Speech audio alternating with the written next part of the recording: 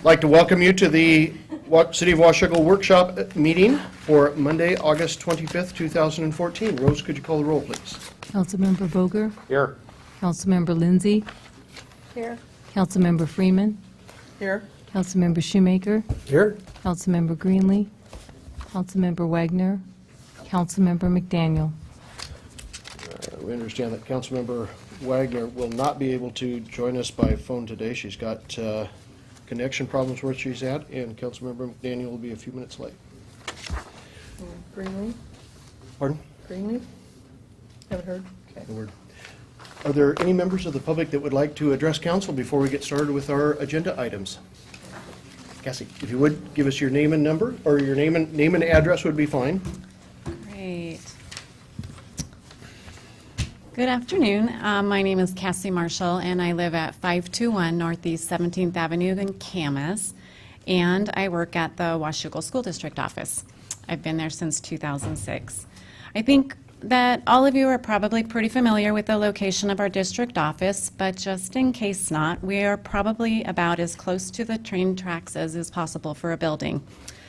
I'm here to urge you as a council to voice your opposition to any projects that would bring an increase in dangerous rail traffic through Washougal. Of critical and current concern is the proposal to haul Bakken oil through the gorge and Washougal on its way to the proposed export facility at the Port of Vancouver. I want to make make it very clear that I'm not speaking on behalf of the school district. I'm just here as a concerned citizen, but since I do spend a really big chunk of my waking hours just a stone's throw away from the tracks, I also just kind of wanted to come and speak on behalf of the safety of myself and my co-workers there. However, of much greater importance than our office location, we house maybe 25 adults, but more important than that is the location of several of our schools. Jemtegard Middle School will welcome nearly 500 kids, 6th to 8th graders, next week back into the classrooms. I would especially like for you to consider Jemtegard's proximity to the railroad tracks and heaven forbid what that would mean if there were to be an oil train accident anywhere in the vicinity during school hours. Hathaway Elementary, home to another almost 400 area youth, grades K through 5, is also too close for comfort. I recently listened to a talk on this issue by an area firefighter. As he shared some pretty frightening facts and statistics about the safety problems related to oil by rail, he noted that it is hard to talk about this topic without sounding alarmist, and he concluded that that's just because it truly is alarming. Both Washougal and Camas have many businesses and many homes. Many residents live close to the rail line, so close that they would be in harm's way in the event of an oil train incident. But Washougal, I think, is unique in that we have schools so close to the tracks. Please join the City of Vancouver and the Gorge Commission and use your positions as City Council members to ask FSEC and the Governor to deny any permits that bring additional dangerous cargo through our towns by rail. Please voice opposition to the proposed oil terminal, export terminal project, and ask that the impacts of transporting this oil through the gorge and especially Washougal be considered. The health and safety of our community, including our youth, is at stake. Thank you very much for your time. Cassie, thank you. Mayor, Yes. I spoke with David Scott earlier today and asked for a workshop on this matter next meeting. Is that going to happen? Yep.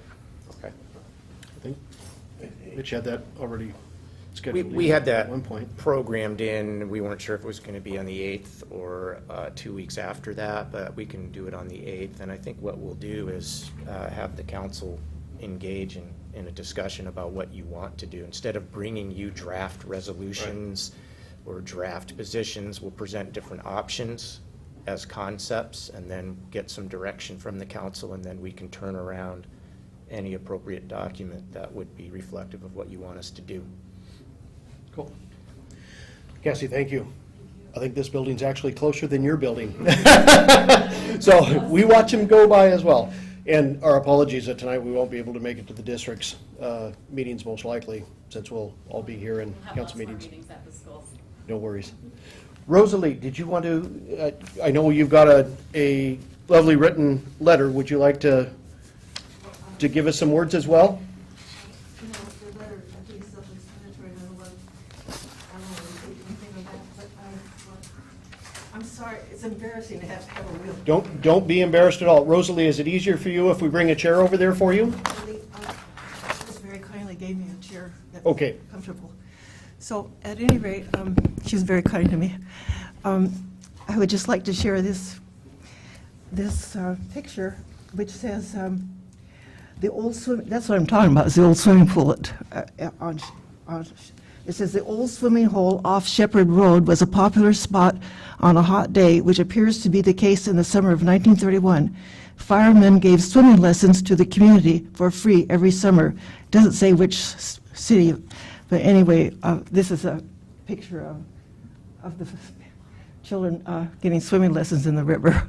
So I just thought that was, of interest, and it ties in with my letter, but I'm not going to reiterate my letter. Ouch. So thank you very much. Thank you, Rosalie. Anyone else from the public that would like to address council? Okay. Moving on to agenda items, Public Works, janitorial contract. David, are you taking that one? I'll take that one. Council, as you know, we needed to rebid our janitorial contract. We have done that, and the lowest responsive bidder was Innovative Services Northwest, a nonprofit organization that does work in Clark County, and one of their programs is to provide janitorial services. And so we are working on finalizing all the background checks and clarifications that will be necessary to ensure that they can work in our police station and all of that. And we're working on that, hope to have that completed so that we can have the contract on your agenda in 2 weeks for your approval, so that we can move into another so-called permanent relationship with someone to provide janitorial services for us. We're very pleased that this organization bid and is the lowest responsible bidder. We understand they do work for other agencies in the community, and so far the references are coming back outstandingly. So we're looking forward to moving forward with this. They're about a third price of the next highest bidder, Significantly, next lowest bidder. significantly, I think we only had 2 responses. So yes, the price is outstanding, so we'll save some money as well. But the scope of services is very clear, and we've been assured that that scope of services would be in their portfolio, and that's the price. And so we're just taking care of, dotting our I's and crossing our T's, and we hope to have that available for your consideration in 2 weeks. So that was just a quick heads up so that you knew that would be coming in a couple weeks. It's neat that it's Innovative Services. That's just appropriate in itself. Mitch, Port Development Agreement. David, did you want to come up as well? Sure. Let's grab you a chair from somewhere. Yeah, I can grab it. I got it. Thank you. Good evening, sir. Good evening. How are you guys doing today? Excuse I can see now. My wife told me it would come a day, and tomorrow's my birthday, and so it. There you go. Well, And you I- just snapped at him? No, I've been wearing it for I've been putting it off for a couple months, but I finally, I can't not see with them, so. 49 and holding. Yes. Thank you, council. I'm trying to open up. I have a brief presentation, which I believe is in the Dropbox. Would you mind if I just update on our cleanup while you're doing it? Yeah, absolutely. Would you guys like to hear a quick update? So, last Friday, McDonald Excavating, who's a local Washougal business, was our apparent low bidder for our cleanup of the Hamilton site. They got started, as well as today, you can see some dirt work being done out there right now. They're basically berming all the stormwater, because no water will be released anywhere. It'll stay, all remain on site. And eventually, when we develop the site, we want to do low-impact development as well, do rain gardens and everything, especially around the trail, the park, and our restroom and parking. So as of today, we're currently in day 2 of the cleanup, which, as I've mentioned in the past, it's it's not as bad as we initially thought based on the soil samples that we've taken. So the project, like I said, started on Friday, and the goal is to be done and everything completed by October 15th of this year. And then tomorrow morning, we'll be up in Olympia. It's our final of 4 grant applications through the RCO that we're applying for to help construct the trail and develop the park there on the waterfront. So feel really good about what we've done so far, and it's very competitive. I mean, you see a lot of other good projects up there too, but ours is just as special. So It's more special. yeah, exactly. Foresee us being fortunate enough to receive some grant money to help us pay for that development. So are they awarding the grants tomorrow? Or are No, they no, no, it's accepting just, the right, applications? it's just the application. We'll know in October if we make the list, and then we won't know until spring of 2015 what their final budget is and how they'll disperse that budget. Did we do a letter of support for you for that? I think you may have. We're looking at getting some lobbying help from Lloyd Halverson as well Good. when they're in session and help us put that together. That's secured? Yeah. Cool. We did a letter of support. Okay, Okay. thank you. That it? Yep. All right, moving on to the port development agreement that we have drafted and in front of you. This is the property that it concerns, the 6th Street property. For most of you, this looks familiar. We had an earlier development agreement on this property, previously approved under Resolution 1050 in March of 2012. That DA development agreement vested the subject properties to the standards in place at that time. And then subsequently in 2013, you approved the Parker's Landing development agreement, which is, that's the property just west of this 6th Street port property. That development agreement was very inclusive, had development standards. It talked about the pedestrian trail and specific uses related to that. The development agreement that's in front of you now, the Parker's Landing and this one, are virtually identical. There's a minor difference related to the frontage because this property doesn't have frontage along 2nd. Other than that, the uses, the standards, and all of those are all identical to the previous Parker's Landing development agreement. So this development agreement, it amends and supersedes the previous one, vests the standards and processes. It vests capacity related to transportation and water. It vests transportation impact fee and SDC rates. It establishes, as I mentioned, the specific design standards, and it establishes that certainty around a public trail with the park and community amenities. So the recommended action this evening is for you to set a public hearing for September 8th at 7 p.m. through approval of the consent agenda. What do you mean by establishes certainty around the trail? There's, within the design standards and within the development agreement, there is section, I'm familiar with what it says. I just didn't, I'm not familiar with the term establishes certainty. it talks about that a trail will be provided, it talks about the specifications of that trail, and that as part of this development agreement, and actually, as I understand it, the site plan for that is coming in very soon. So what Yeah. you're saying is if it's in the agreement, it's going to happen? Yes. Has to happen. Okay. Yep. Now I understand. And I think the work and the effort that the port has put into that shows that as well. We're already at 70% design and engineering completed For the trail. for the trail in the park, yeah. I've heard the story on that one from the horse's mouth over here. In the recitals, paragraph 2, or paragraph C, I mean, second line down. Properties are redeveloped for economic and social benefits. What does social benefits mean? I think that, again, from the Parker's Landing development agreement, what we were looking at that time was the connection to the waterfront. We talked about a public kiosk in that one, and creating that connection with the downtown was critical as part of that development agreement. Again, that's language just carried Could over. we substitute community Yeah. instead of social? I'm sorry, I couldn't quite hear. Community? Because That's fine with me, I yeah. kind of, I've had to deal with social justice claims and, The language comes out of the sustainability movement. okay, so you prefer community as well? I do. That's good. Thank you. The other thing,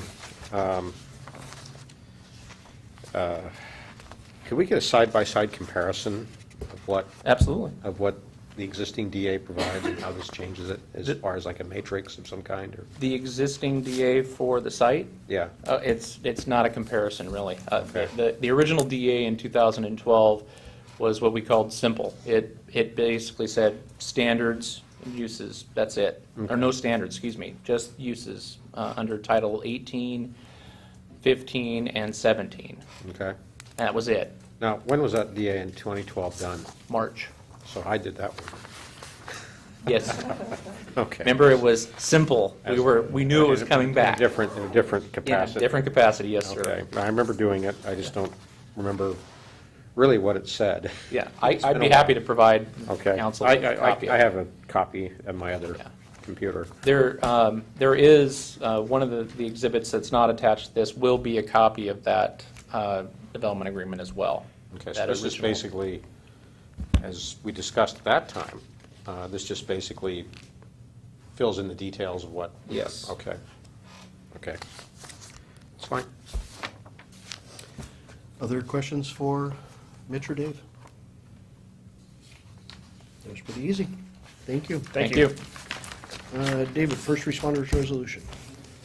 Thank you, Mayor, Council. This is just a heads up that at your next meeting, we'll have for your consideration the resolution that we've been doing on an annual basis around 9/11 and recognition for our first responders. The document is not in your workshop packet. You're familiar with that. We've done that over the last several years. Council initiated, so that'll be in the packet on the 8th for your consideration. Is there a special event going on with the firefighters for 9/11? I haven't seen an announcement of I when. haven't seen the announcement, but I can check in with the chief. They've typically done something that morning around the Camas Library and Camas City Hall. Yeah, they started rotating it last year, it was over Yeah, here. last year. I think Right. the intent is to take it back over to Kansas and move it back and forth each year. Do you remember what time it normally? Generally, always around 8 o'clock. Right, at a precise time that is symbolic. I did see some publicity around ECFR's commemoration, which is a breakfast. I just don't remember the details, but that's coming up soon. They do, I think, a breakfast, an open house type thing. Thank you. Okay. Jennifer, you're up. Second quarter update.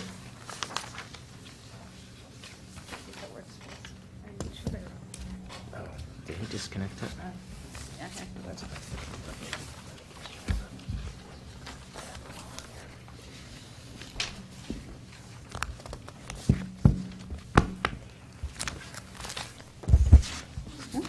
Second quarter.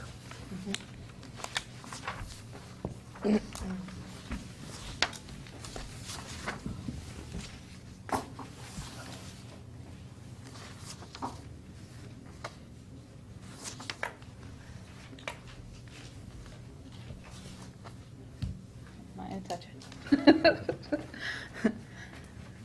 Good evening. Evening. It is time for our second quarter update. So just starting out with the general and street fund, the revenues are at about 50% of the budget. Property taxes are at 56%. And overall revenue is actually up 6.3% from 2013 second quarter. So there's the, What brought that up? If, what made the difference there to bring it up to 6? the next slide shows Okay. that property taxes are a little bit higher. Sales tax is up a little bit, so everything's up just a little bit from last year at the same time. And we're tracking right about where we expected to be. time of year. Other than the subdivision zoning planning fees, those are cruising right along at 77% of the budget.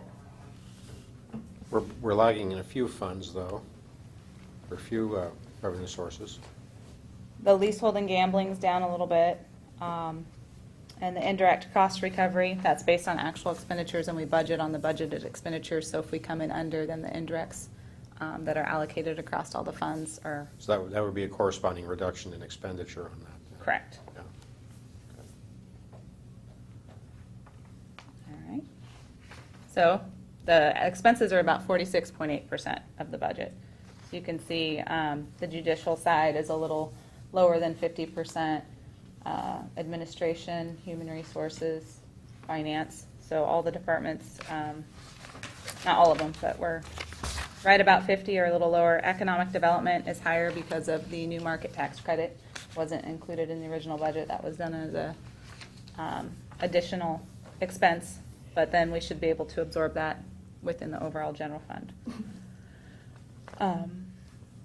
Same with intergovernmental services. There's a couple, the Children's Home Society and those types of things are paid out of that fund, and it's once a year, so that's why it's at the higher percentage. But otherwise, we are. Council's spending a little bit more than, That had to do with election costs from last year. We got the bill late in January, so we couldn't allocate the $15,000 from last year's election to last year. So council might go over a little bit depending on when the bill for the elections this year comes in. We try to post everything that we can back within that 13th month period in January, but if we get the bill too late, then it doesn't work. On the utility funds, we're tracking as well. The water sewer revenues are at 47%. Stormwaters are at 52.8%. On the expense side for water sewer, they're roughly 42%, and stormwaters are 39%.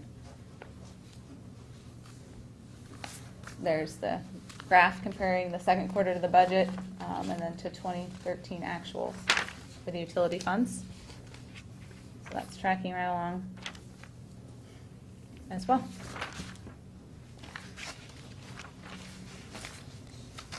Then this is the fund slides. Actually, they look better than they have in the past up there. So this compares each fund, not just the general street, but shows all the different funds and where we're at comparing revenues and expenditures. You can see with the influx of property tax revenue, the general fund isn't in the deficit status as of the second quarter, which is positive. The fund, hotel motel tax fund, we programmed to spend some of the fund balance on the contract with Renee and some of the other things, so that was expected to go that route. Same with the transportation capital fund. We front-loaded that fund so that we could make grant matching expenditures out of that fund. So the ones that are in the deficit status were expected to be that way as we're spending the fund balance. Big one obviously is the bond fund, $1.3 million with the capital projects that are going on in the utility funds.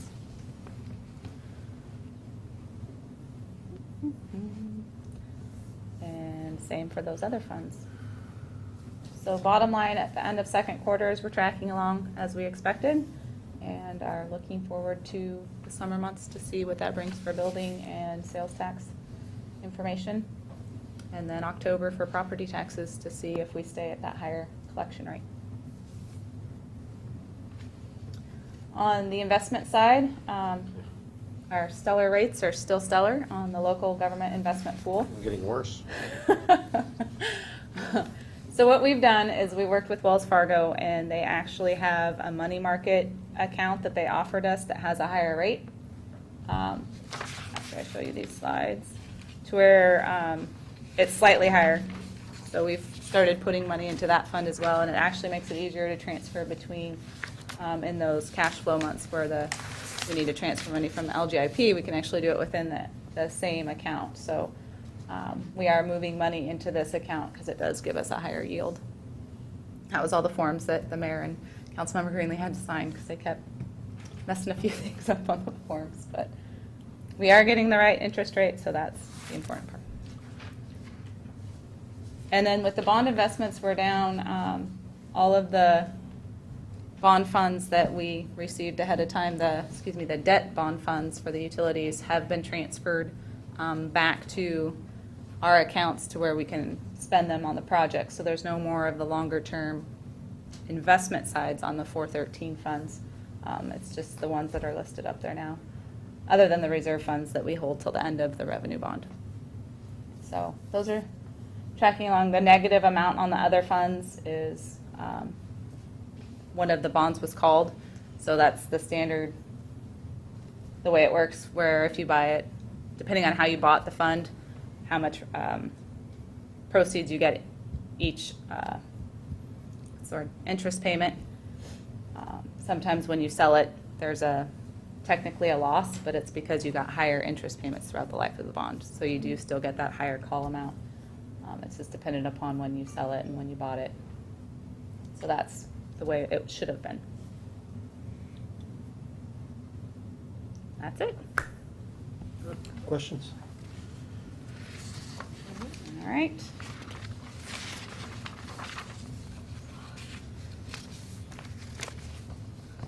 We have this one next. Cruising right along. We wanted to do a 2015 budget update.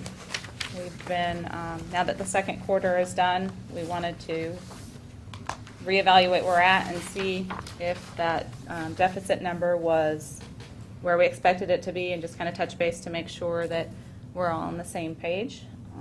Just a reminder for our assumptions for the 2015 budget, to utilize the full $360,000 for streets to get the pavement management plan where it needs to be, which required the additional $210,000 in funding. We're assuming 1% increase in the levy, which had us starting at the $322,000 deficit. The mayor's proposal for addressing the deficit, again, these are kind of a recap slides to fill in where we're at. We had expense side options with the continued administrative efficiencies, and then the revenue side options of renewing the levy lid lift for fire and EMS, and then the transportation benefit district. Based on where we're at with the second quarter and our preliminary numbers are still preliminary, but they are tracking right at that $322,000 number still. So that is still a good number for us to moving forward with. So based on conversation with council and feedback, this is kind of our updated strategy. Again, continue with the administrative efficiencies. We have the levy lid lift on for fire and EMS on the ballot. And then we have the new initiative of the public safety levy lid lift for enhanced services in public safety.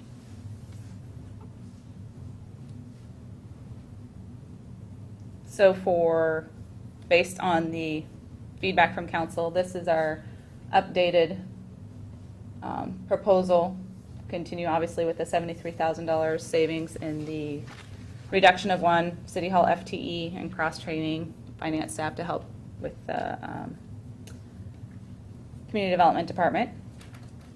Slow down equipment repair and replacement, or the ER&R transfers, and then assuming that the levy lid lift for fire and EMS passes and we have that additional revenue.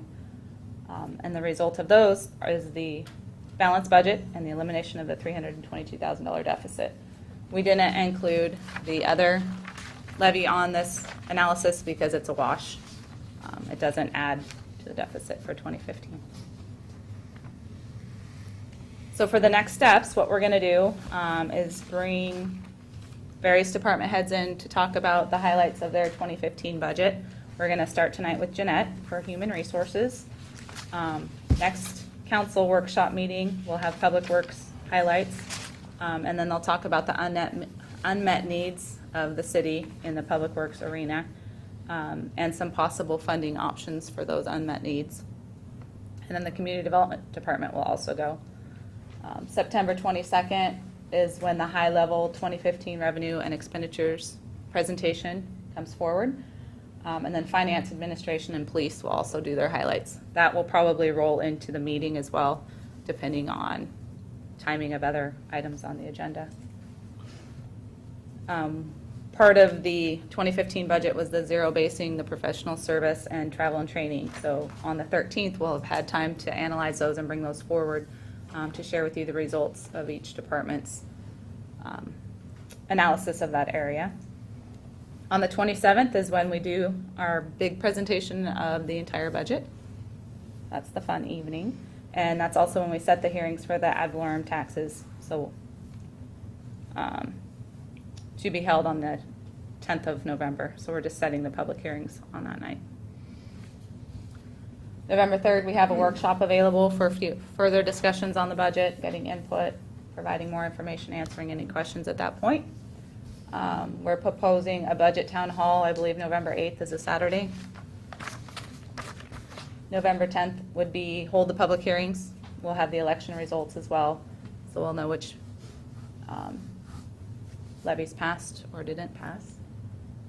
And then we would adopt the ad valorem property tax resolutions that night. And then the 17th, and then the 3 dates in December would be the potential passing of the budget nights. So that's where we're at. We have Jeanette here to go through her department, unless you have any questions before that. Budget questions? Second quarter update questions? All right, so we're gonna kind of tag team this presentation a little bit, once I get to it. I apologize, I didn't change the title. It says council meeting, but it's really a workshop. So we're gonna go through the human resources highlights, and I will slide this over so Jeanette can see, maybe.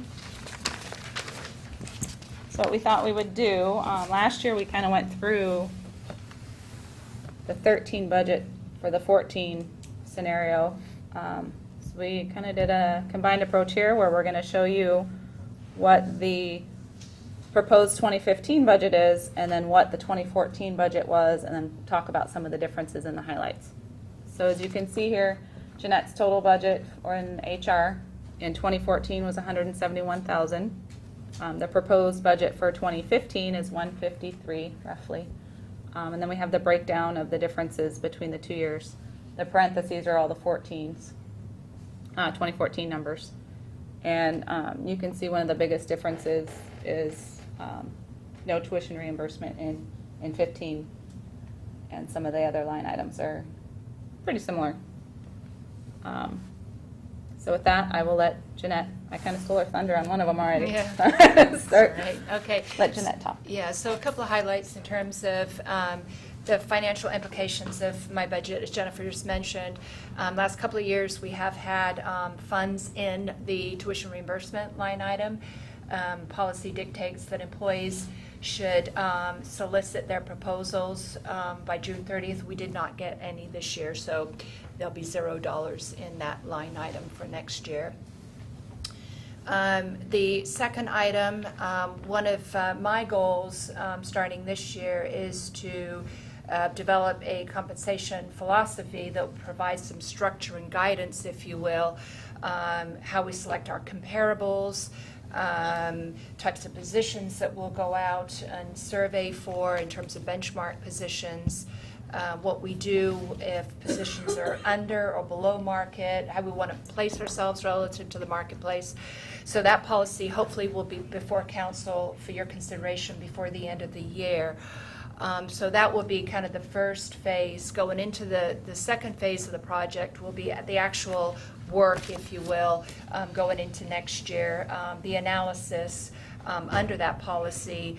And within my professional services line item, I've proposed up to $5,000, if you will, to assist on this project with the use of an intern. The last time we did a full compensation study, it's been a while, it was 2006, when we enlisted the services of HR Answers to do a good portion of that, but also an intern that helped with the data collection analysis, and that worked out really well, gave that person some good experience and gave me some helping hand, if you will, to do that work. So so the $5,000 there is to get some assistance, hopefully from an intern through the project.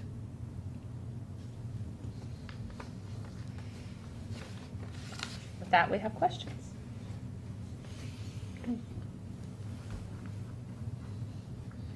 It's a quiet group tonight. What's that? It's a quiet group tonight. Yeah, it is indeed. If there's no questions, then we're done. Dave, do you want to expand any on the personnel surveys? The class and comp? Oh, we have some policies in place that the council's approved as part of our overall personnel policies that talk about compensation and what our goals and strategies are, but they stop short of some other policies that can be adopted by a council to set the framework for how, as you move forward and look at your compensation scheme, it sets benchmarks for how you're going to address those things. And it sets them up front so that when you go into those studies, you don't have to keep redoing that every time. So it does things like identify our comps.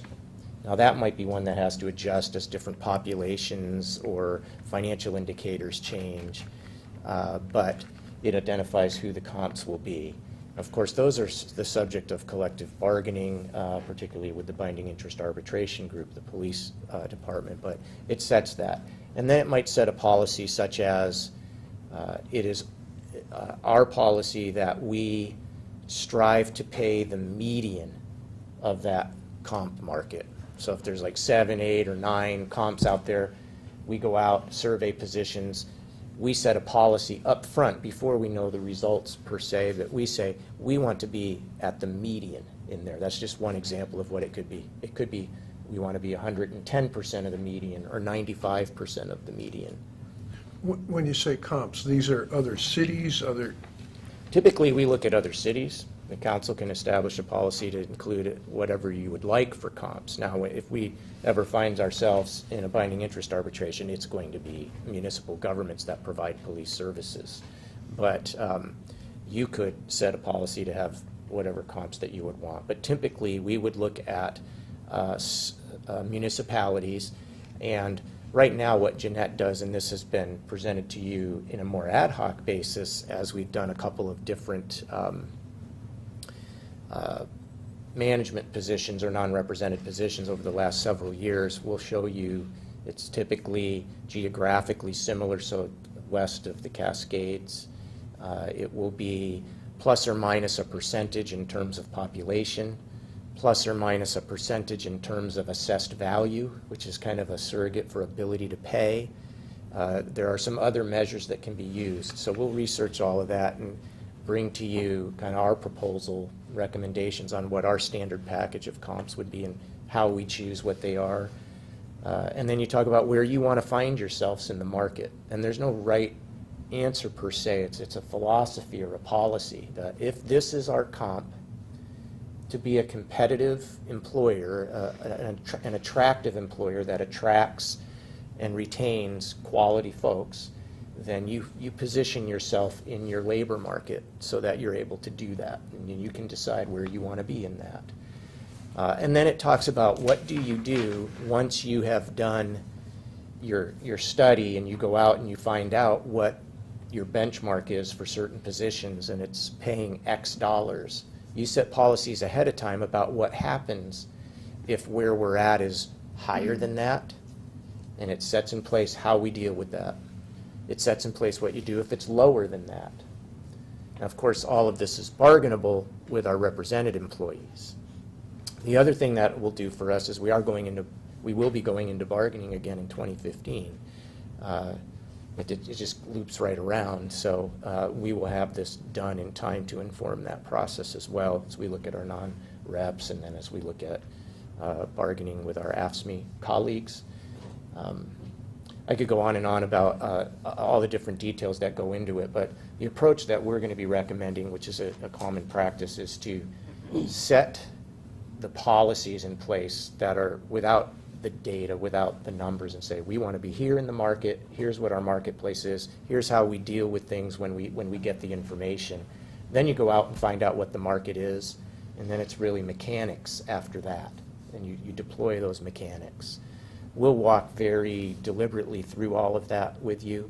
There'll probably be multiple workshops because there'll be quite a number of policies. We'll do our best to leverage what we believe are best practices policies from a variety of communities that are out there, but for the most part, there's a pretty good template that we can use, and then it's really up to the council on what you want those policies to be. So we're really looking forward to this. I think it'll be helpful for us as we continue to move forward. Phase one would be those substantive policies. Hopefully have those for your adoption by the end of the year or in January of next year. And then the phase two would be to go out and actually do the comps and do the analysis and present the results and implement those results and have those inform our 2016 budgeting process and beyond, and have those inform our bargaining in 2015 for 16 and beyond. And we hope to have that done at the end of the first quarter next year, or very early in the second quarter of next year, so that we can have those results in that April-ish timeframe for you. So that's the $5,000 assistance. There's a lot of work that goes into these. We believe because we have some platform in place and because we can leverage some other communities, we don't need to ask for professional services dollars for a consultant to come in like was done last time. The city expended for a consultant to assist Jeanette as well as an intern. And we're going to do it all in-house, but with the assistance of an intern. That investment in that intern is factored into those numbers, and her budget is still, the HR budget is still lower than last year. Again, a big piece of that is $12,000 not happening on tuition reimbursement. And our plan with that, in recommending to you, is every year per policy, we open that up. So when we're talking next time, or this time next year, we'll see if anyone applied for the 2016 cycle, and then we would have to accommodate that. So that savings accrues for the 2015 budget. We'll see what happens in the next time through. Janet, do you remember the last time the city did complete? 2006 is when we started it. I concluded it late 2007. Yeah, it's been a while. It was my impression that this tuition reimbursement would cease after this year and not come. Did I misunderstand that? That's certainly up to the council. It was included in the budget for 2015. It was included, it is included in the 2015 budget? Well, there'll be $0 in 2015 because no one applied. Right. It's in this year's budget, right. It's in the 14. It's in the 14 budget. So what you're saying, that you thought maybe it's sunsetted type thing? No, I thought that we had expressed that we wanted that to cease, but that we ran it this year because there was still a student taking classes. That was my understanding of this, that this would be readdressed by the council once that person finished their degree.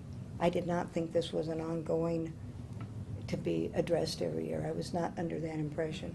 The council would need to rescind the policy in order to terminate the program. Okay. And that's certainly, it's your discretion whether you want to continue this program or whether you want to rescind the program. And another question I have here. On our budget, it says personnel services, and here it's salary benefits. I'm assuming that's the same thing. That's the same thing. And is that just you, or is that other people, or what is that? That would be just me. For Salary HR, right. benefits. Yeah, One okay, person. yeah, okay. Jennifer? I was actually under the same impression that Councilmember Lindsay was regarding the tuition reimbursement program. So what is the procedure for rescinding or repealing that program? We would workshop an update to the personnel policies. That program resides within the personnel policies, so we would bring that for workshop for your consideration and then ultimately get your guidance there. And then if the guidance is to bring a resolution to formally amend the personnel policies to make certain deletions, then we would bring that for your consideration.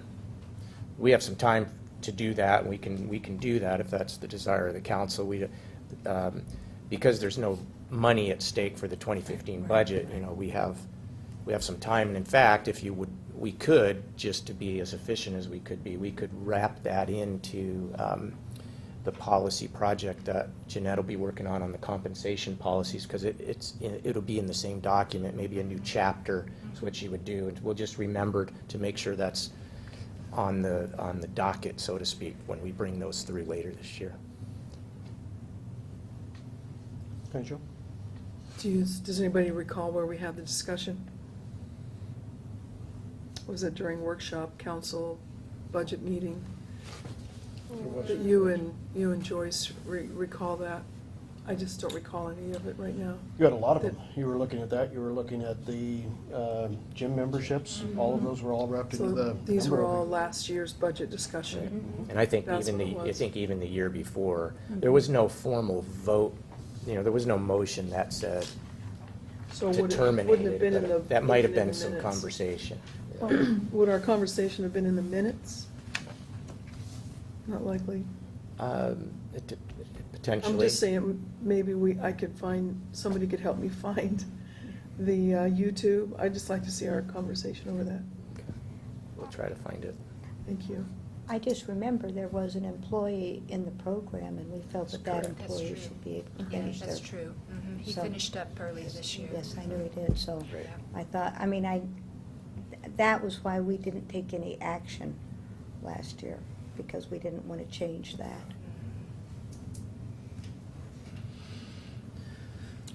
Other questions? Okay, so we'll be back for some policy questions for council and guidance in regards to compensation and Classification, classifications and all of compensation, those. we'll wrap this other item into that as well. I wouldn't expect to see that until in the fourth quarter, sometime later in the year, potentially January. Thanks, Jeanette. Thank you. That brings us to the second opportunity for anyone from the public, if you'd like to address council. I have nothing for you at this time, council members. Any items? Yeah, it's a good time to bring it up. Good time to bring it up. I thought we would bring it up in the council meeting to discuss, you're not talking about discussing, Sandy Swimming Hall? it's just the discussion or the fact that you want to change the, Well, I just, as Connie, Joe, and I communicated this afternoon, just the two of us, we wondered whether there was any interest in the council on revisiting the Right. Sandy Swimming Hall. saying that we were the Decision. two yes votes. Yeah. Any no people out there that want to discuss this? Silence. I can tell you why I voted no, if you're interested. I'm very interested. Okay. I was pretty quiet 2 weeks ago when I voted no with my fellow council members, but, okay. In my opinion, it's not a park. It's a parking lot that we're buying. Just because you put a little playscape in the corner of a paved over lot does not make it a park. And I believe it's a misuse of park impact fees for this. And my opinion is the fees should be used for the green space, not for asphalt, which is essentially what we're using for. I'm sorry, what do you mean by the green space? It should be used for green spaces, Mm. for, like, we're considering purchasing a potential piece of property along the Washougal River, like something that would be, have a few parking spaces maybe, but river access, but more green space. Can I than jump in with that parking. comment, with a question? Sure.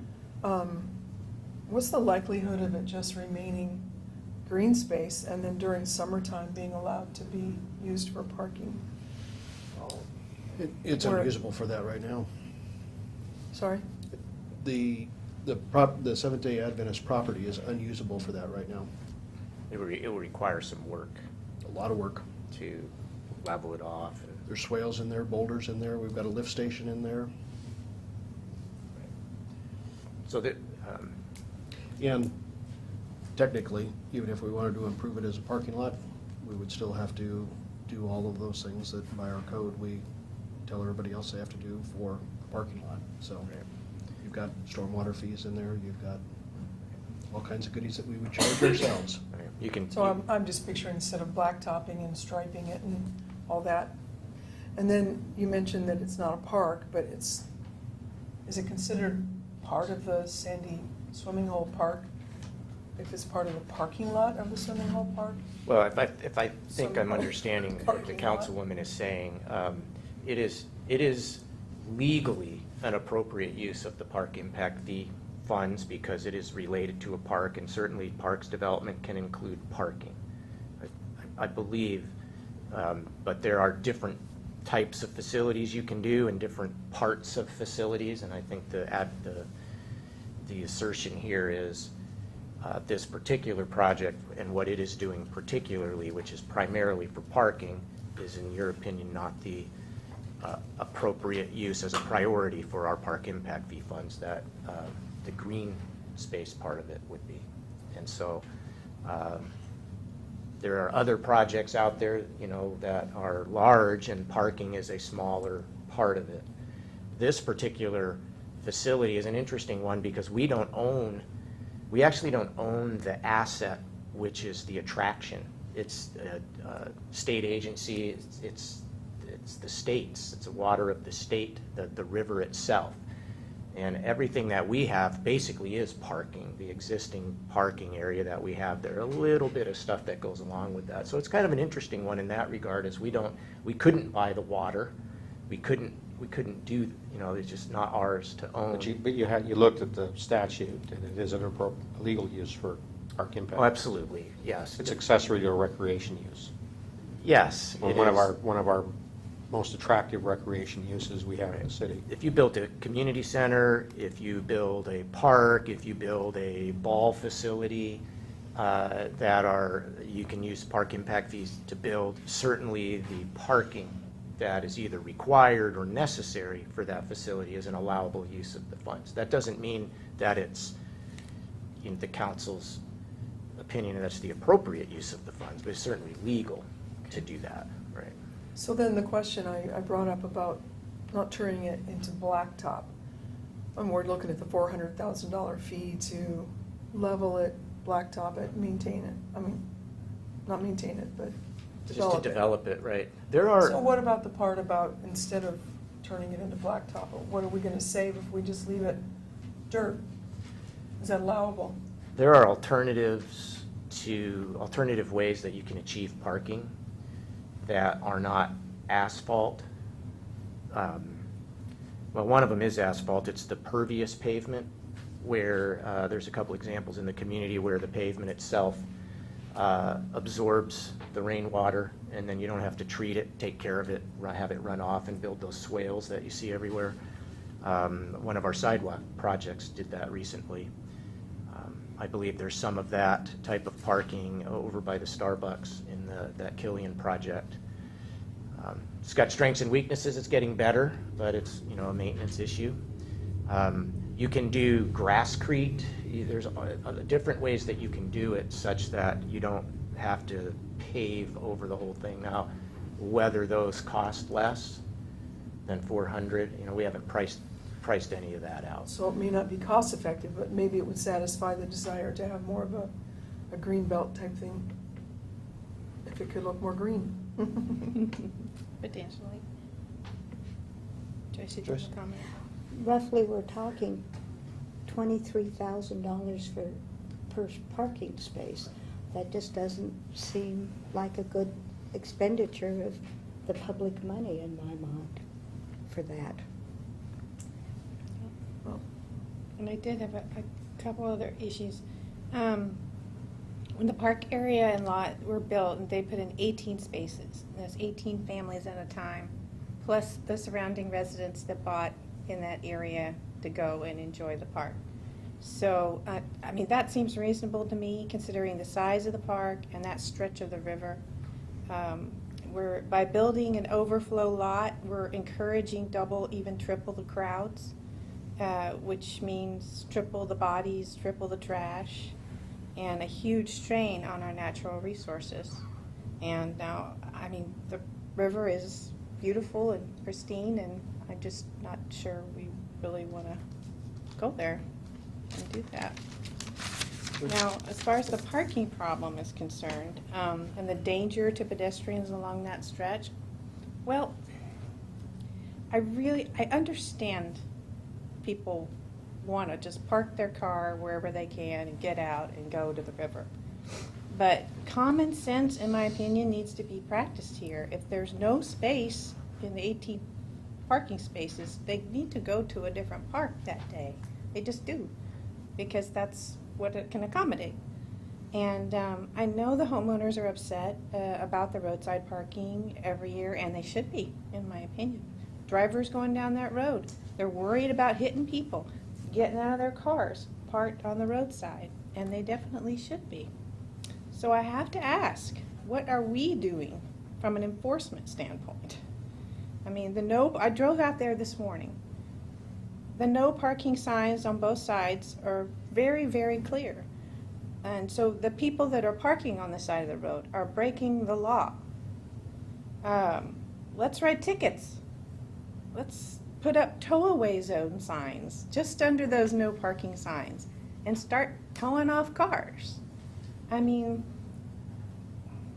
that's our job. If it's a matter of public safety, then we need the public safety department to step up and to handle it. We had a public safety meeting Monday morning, and I expressed frustration.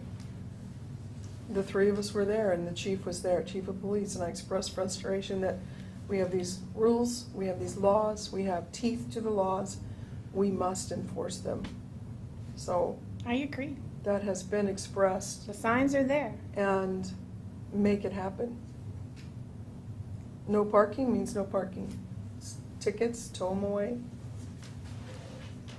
Joyce? One of the issues that the neighbors had was not just the parking, it was the trash on the beach. Mm-hmm. And I went over and there are plenty of trash receptacles, so that means people are not carrying their litter from the beach up to the receptacles. And that's enforcement also, and I don't, that's people coming there and not taking care of the park that is there for them. So that's a separate issue from the parking. But being on the street and littering the beach are both illegal.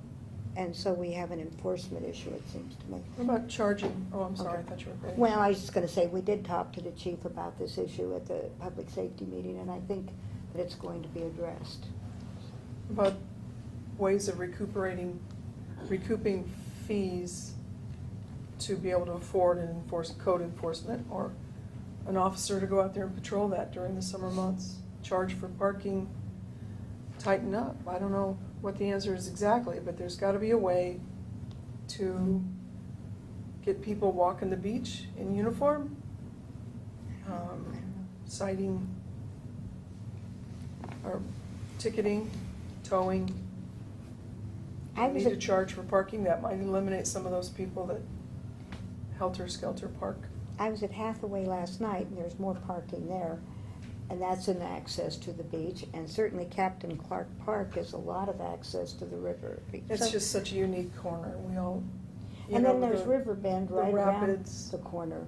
the jumping off the rock, So everything about it. It's just beautiful. The beach. You don't have all those. You don't have all three of those at all those other spots. You might have one, but not all three. We certainly don't have a Riverbend. We don't own riverfront access to Riverbend. No, I'm not talking about owning. I'm talking about having for plate.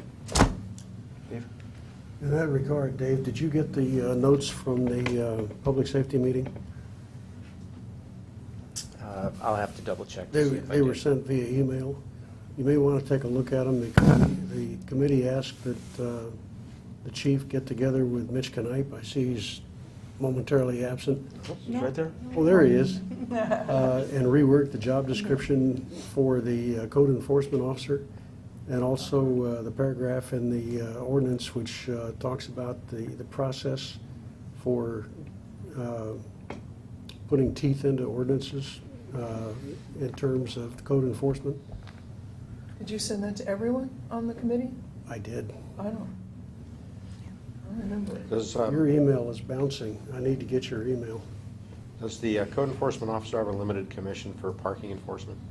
It's in the process. It's in the process, right? Well, that would make it easy for them. Well- You just drive out there. Our officers can ticket now. Well, but- yeah, right. and our officers do ticket. All of this conversation kind of assumes that we're not doing anything, We which changed isn't the all of case. them, you know. You know, they are out there, and if they see something that is hindering in a major way, they're going to ticket and they're going to tow. We do down at Hathaway Park. We just had fire trucks down there and an ambulance down there that couldn't get in because there were too many cars parked in all the wrong places. And that was rectified right after that call finished. So Shepherd Road is one of those, not only from the Sandy Swimming Hole, just from a speed perspective, is one of the hot spots within the city that they patrol on a regular basis. Now, the Now, the I temporary don't- parking, I don't believe, other than a couple of years ago, when it was so hot for so long, that you're gonna see an officer park his car at the end of the line and go down the line and write ticket after ticket after ticket after ticket after ticket, because they just simply don't have time right now to do that. If he gets down there and there's one that's 3 or 4 feet clearly out of there, he's gonna ticket it and they're gonna tow it. But all the rest of them, it's, which does he go to, that or a vicious dog or a domestic violence? And unfortunately, all these things come up during the hot weather, which complicates a lot of things within that department, so. the temporary parking has mitigated to some extent We lose that at the end of this year, though, we lose it in less than a week. potentially. And Is he going ahead? Yes. He is. Yeah. And I think that got a lot of the cars off the street. I'm going to say it completely eliminated the problem, because there may be people still violating the parking restrictions there, but it took a lot of cars off of the street. However, they're still having to walk down the street, cross the street, so it was a temporary mitigation. Old bowling alley, there's a lot of them parking there that aren't using the river there, that are walking back to Sandy as well. Right, so the facility is what it is, Yeah. and, excuse me, we'll follow the council's direction, whatever it is. If we're not going to procure that property, then, that comes off the table, and we look at the other, looking. we look at the other alternatives.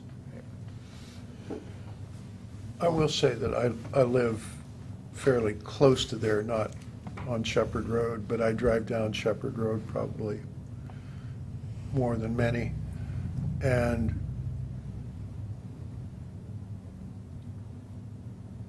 there are roughly a half a dozen spaces that you can park diagonally on the dirt, off the pavement, on the riverside, just west of the restroom.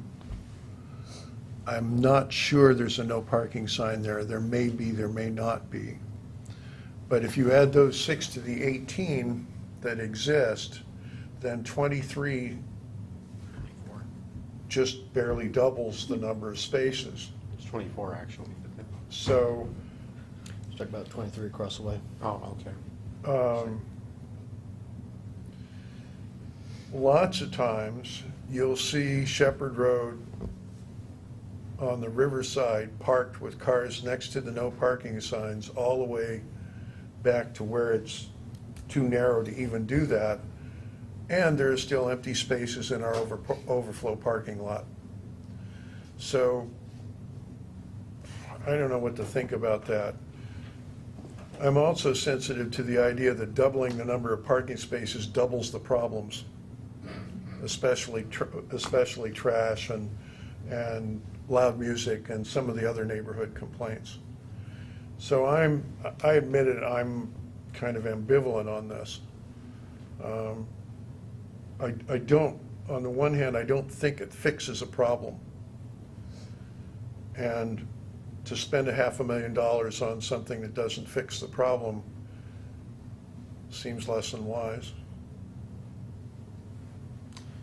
Well, I think that's a no then. So I've got to get to Vancouver. I should be a little late. I'll be a little late for our regular meeting. I'd appreciate if someone would move to excuse me. It's a business conflict. Drive careful. Thanks. Be back. Anything else from council members? Did you finish your list? I did, thank you. Thanks for sharing. Okay, if not, then we are adjourned here, and we'll be back at 7 o'clock.